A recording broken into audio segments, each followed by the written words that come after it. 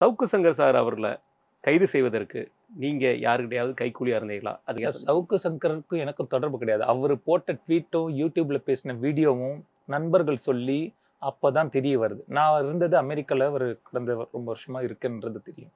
அந்த நடுவுல அவரோட ட்வீட்டும் இதையும் ஃப்ரெண்ட்ஸ் பார்த்துட்டு எங்களுக்கு அனுப்புறாங்க. டைரக்டர் வீட்டுக்கு அனுப்புறாங்க டைரக்டருக்கு. அதோட ரெக்கார்டு எல்லாமே இருக்கு. அதை அனுப்பும்போது அதை பார்த்துட்டு எங்களுக்கு என்ன ஆதங்கம்னா என்ன பண்றதுன்னு தெரியல. இந்த போதைன்னு சொல்லும்போது எங்களோட படம் ஒட்டுமொத்தமா பாதிக்கிறதுக்கான வாய்ப்பு இருக்கு. இந்த ஜாஃபர் சாதிக் என்னென்ன விஷயமோ இந்த போச்சு ஸ்ரீகாந்த் கிருஷ்ணா எல்லாமே ஒரு பிரச்சனை தானே சார். அவங்களோட லைஃப்ல டேர்னிங் பாயிண்ட் ஆயிடுற அளவு இங்க போனதுக்கு அப்புறம் அவர் என்னன்னா மறுப்பு வீடியோ நீங்க தெரிஞ்சுக்கணும் நான் வந்து மறுப்பை வேணா நான் கேரி பண்றேன் இதெல்லாம் பண்ண முடியாதுன்னாரு. ஓகே அவர் சொன்னது நியாயம்னு சில பேர் பிடிச்சி பேசுறாங்க. கரெக்ட் தான். எனக்கு அந்த இடத்துல பிரச்சனை முடியணும். மறுப்பு நான் தெரிவிச்சா வீடியோ அங்கதானே சார் இருக்கும். அந்த வீடியோ எடுங்கன்னு சொன்னது நான் தப்பா? அந்த வீடியோ எடுங்கன்னு சொன்னேன் சார். அந்த வீடியோ எடுக்கிறதும் எடுக்காததும் நான் யோசிக்கணும். நீங்க கோடி கோடியா சம்பாதிப்பீங்க நான் என்ன பண்றதுன்னு கேட்கிறாரு.